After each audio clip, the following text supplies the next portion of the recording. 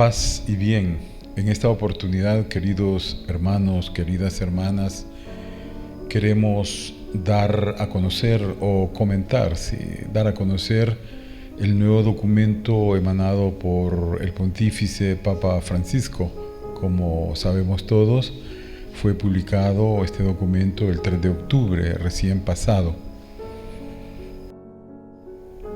Es necesario entender cuáles son los documentos que emana la Santa Sede. Tradicionalmente en la historia, me refiero sobre todo a la Edad Media y a principios de la Edad Moderna, existieron documentos como las bulas pontificias, los breves, las minutas. Son todos documentos que tienen sus propios nombres dependiendo de la forma, el formato de estos documentos. Con los documentos por escrito, especialmente en estos 2000 años, la mayor parte del tiempo, la Iglesia se ha comunicado. Últimamente pues están los medios audiovisuales, está la radio, ¿verdad? Entonces, pero tradicionalmente lo hizo a través de documentos escritos. Ese es el caso de esta encíclica. Recientemente pues hay cartas de exhortación, hay cartas decretales donde el Papa decreta, ordena, y hay cartas encíclicas, que es el documento del cual nos estamos ocupando en esta ocasión. El Papa Francisco, como sabemos, inicia su pontificado en el 2013 y pocos meses después del inicio de su pontificado realizó la primera encíclica, la Lumen Fidei, a la luz de la fe, ¿verdad? Es una encíclica que es dirigida especialmente a obispos, sacerdotes, diáconos, es decir, a agentes pastorales, ¿verdad?, que tienen que ver con la actividad pastoral en la Iglesia. Esa fue su primera carta pastoral. La segunda carta pastoral la hizo en el 2015, es la Laudato Si, ¿verdad? Alabado seas, mi Señor, Laudato Si. Y son las palabras que usa San Francisco en una oración. San Francisco de Asís escribe muy poco, pero de lo poco que escribe, pues, y que tenemos nosotros, son mensajes bastante simbólicos, concretos, que llaman a la fraternidad, a la unidad, al reconocimiento de Dios en las cosas. Y el Laudato Si es de la oración de San Francisco a la creación, como San Francisco comienza a decir: alabado seas. Laudato Si quiere decir alabado seas mi Señor, por la hermana tierra, por la hermana luna, por el hermano fuego. Desde ese momento el Papa Francisco, quien pues tomó el nombre de Francisco por San Francisco de Asís, demostró tener un interés bastante grande en la espiritualidad de San Francisco de Asís, y por eso esa carta encíclica. Esa encíclica, como bien sabemos, se refiere al cuidado de la creación, porque el Papa, y no solo él, sino el mundo, desde hace unos años se está dando cuenta del cambio climático. Y entonces es una carta encíclica dirigida a la Iglesia, ¿verdad? Pero a diferencia de la primera del 2013, es una carta que no está dirigida solo a un grupo destinado como la anterior, ¿verdad?, a obispos, sacerdotes, diáconos, sino que está dirigida a toda la Iglesia, a todos los bautizados y a todo el mundo. Esto es bien importante decirlo. Es una carta abierta, una carta que pretende llegar a todos los ambientes, y de veras lo hizo. Tuvo bastante reacción, por supuesto, positivas y negativas, pero podríamos decir que fueron más positivas. Y esta tercera carta la ha escrito el Papa con el título de Fratelli y como subtítulo Amistad Social, la amistad social. Es un mensaje que, como punto principal lleva el mensaje de la hermandad, como que el Papa quiere que entendamos que tenemos que ser y sentirnos todos hermanos, hermanas. Por eso el nombre, Fratelli Tutti, es una palabra en italiano, porque también se refiere, esas dos palabras se refieren a un breve escrito de San Francisco, a las admoniciones, que hace un mensaje, como les decía, San Francisco de Asís escribió poco, pero este mensaje, una admonición de mensaje a todos los fieles. San Francisco pide y recuerda que todos somos hermanos y que tenemos que sentirnos hermanos unos y otros.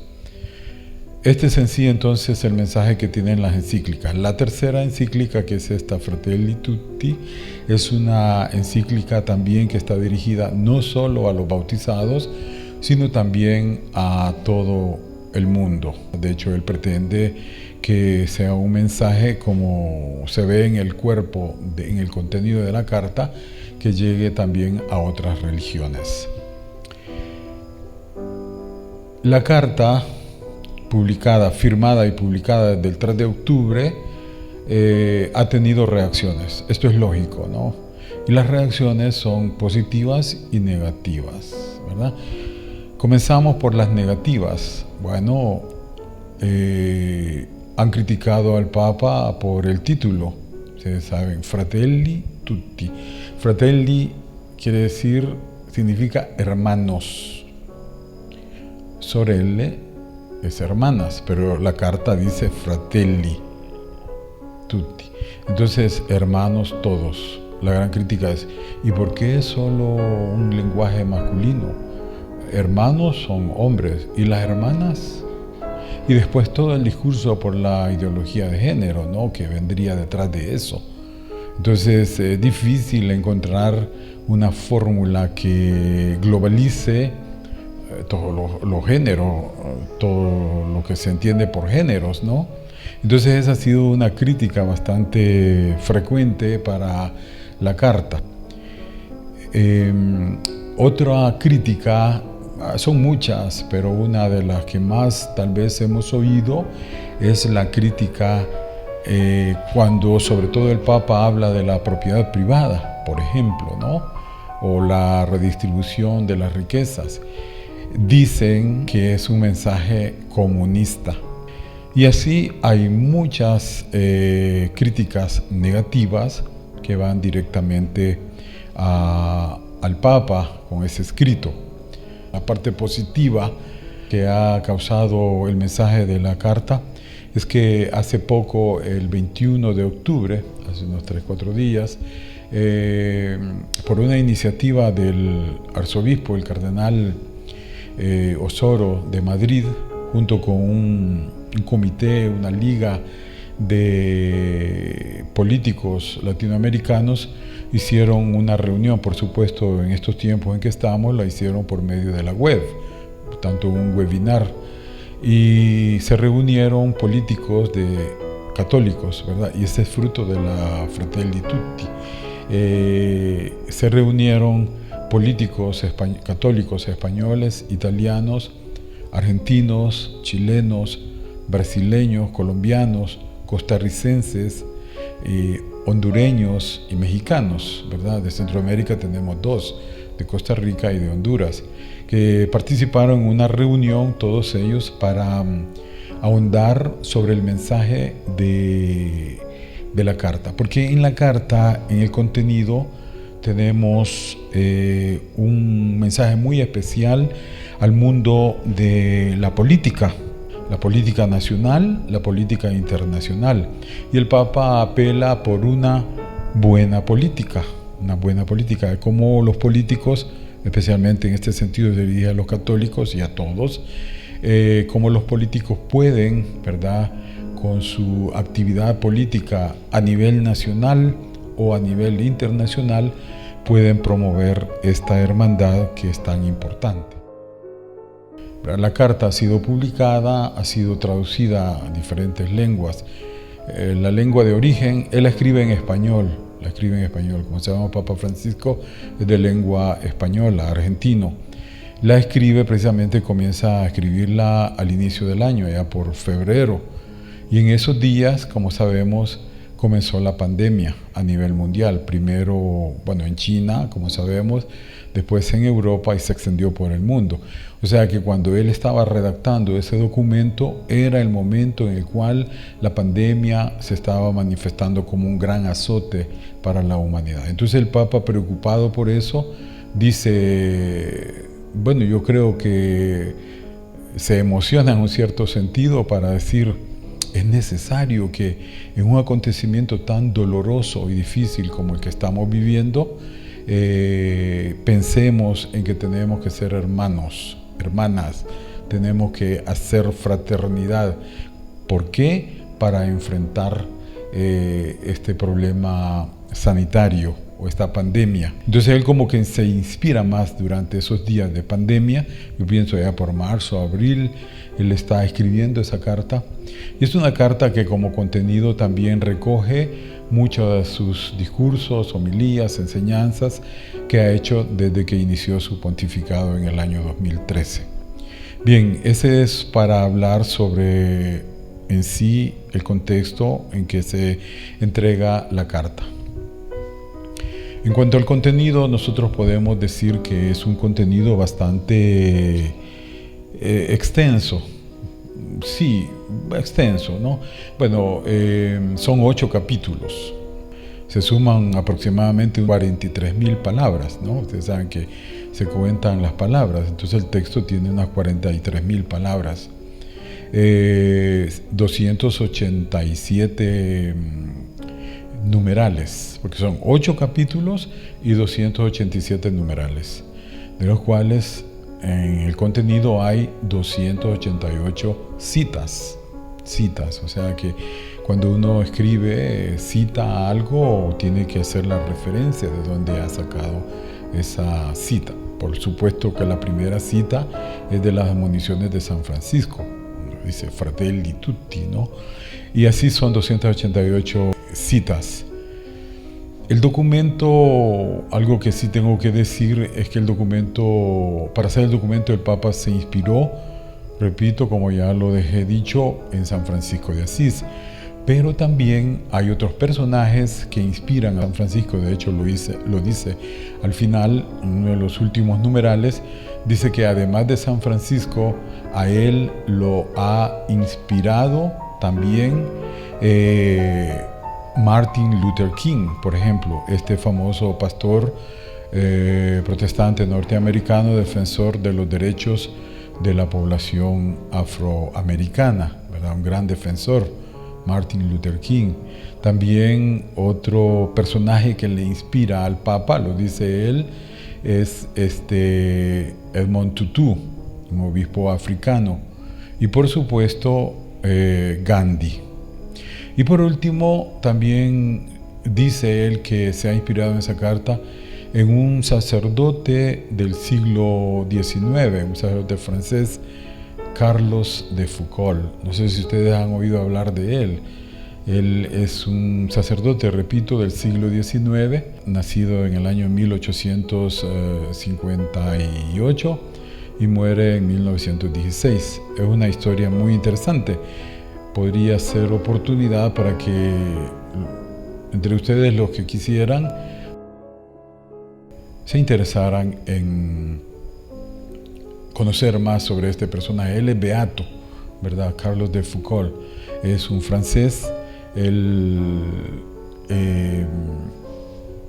comienza su experiencia de conversión que lo lleva hasta hacerse sacerdote a los 30 años prácticamente, ¿no?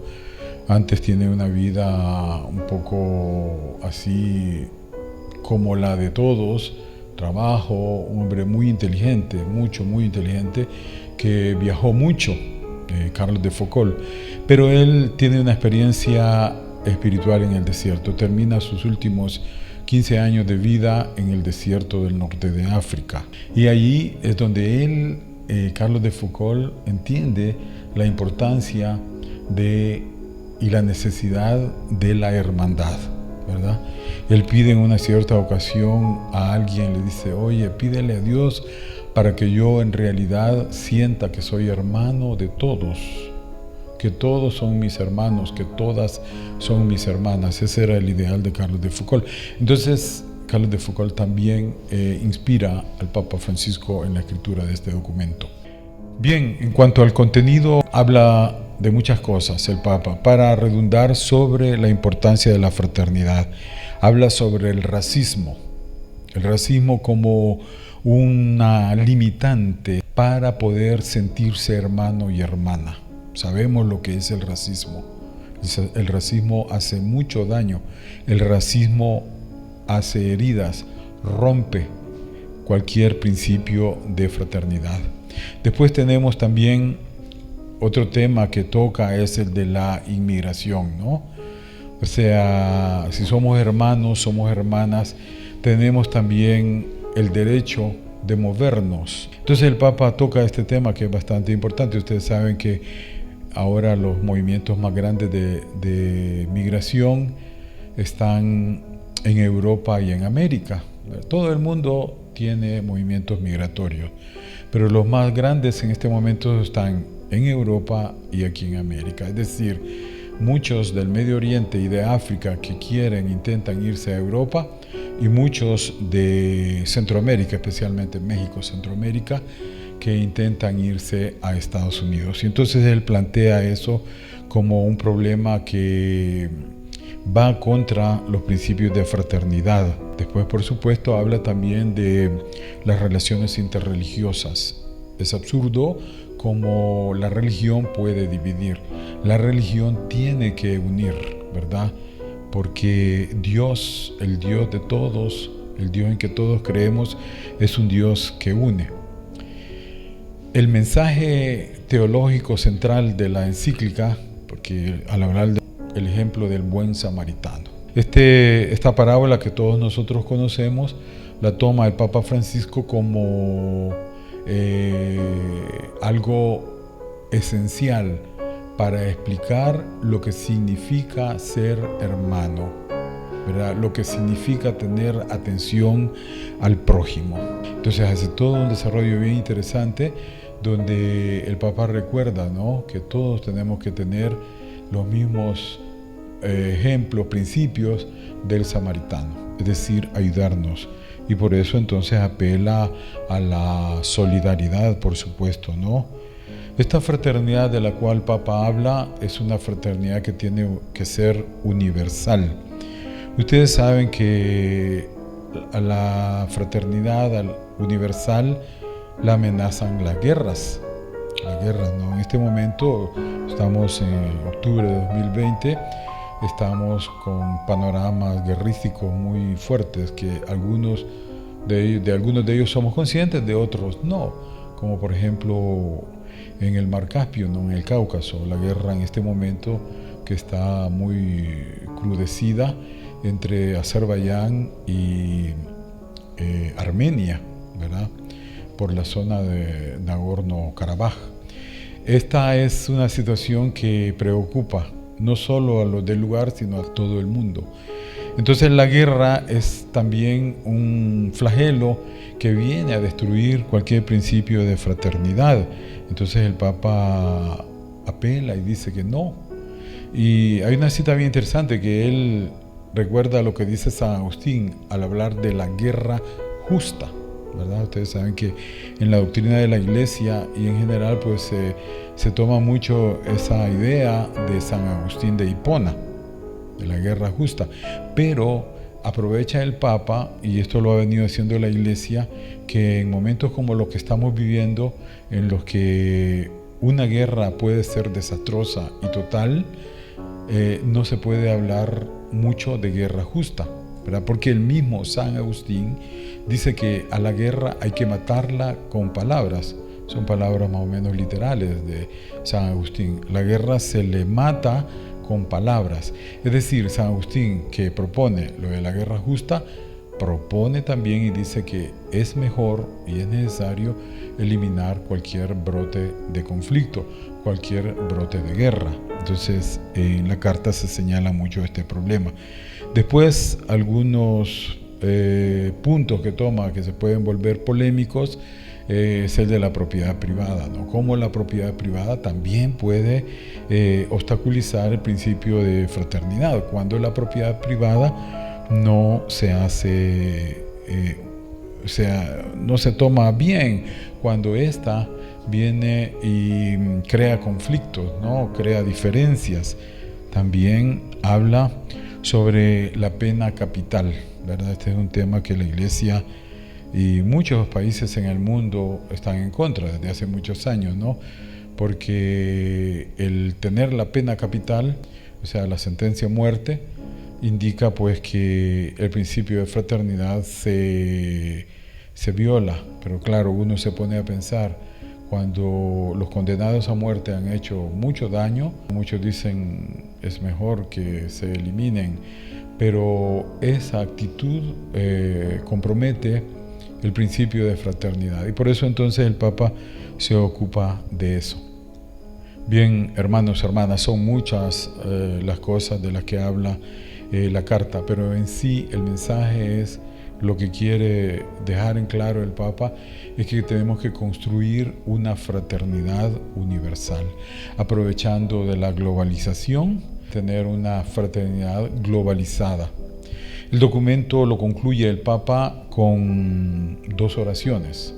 Una oración al Creador, a Dios, una oración muy bonita, muy breve, en 2 párrafos, muy buena, y la última oración es una oración ecuménica, es decir, es una oración a Dios, al Dios de todas las religiones, para pedir que por medio de la religión, es decir, en el mundo hay muchas religiones, que sean las religiones los principales móviles, promotores de esta fraternidad.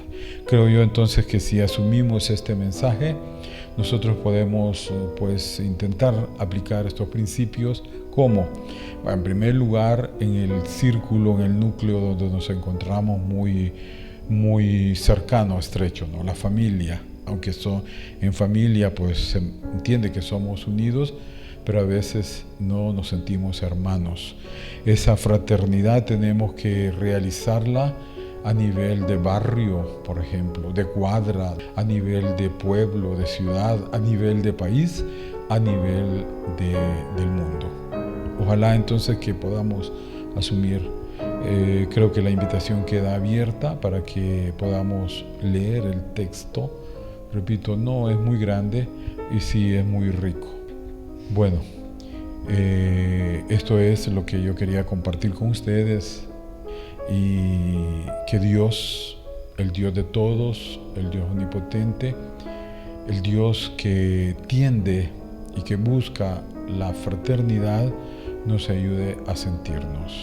Nos despedimos saludando a nuestra Madre María del Cielo, que ella es la Madre de todos, es la Madre que nos hermana. Nosotros los católicos lo sentimos así, es la Madre de Jesús. Le pedimos a ella que interceda ante Dios, ante su Hijo, para que este deseo de fraternizar, de hacer amistad social, pues esté muy entre nosotros. Paz y bien.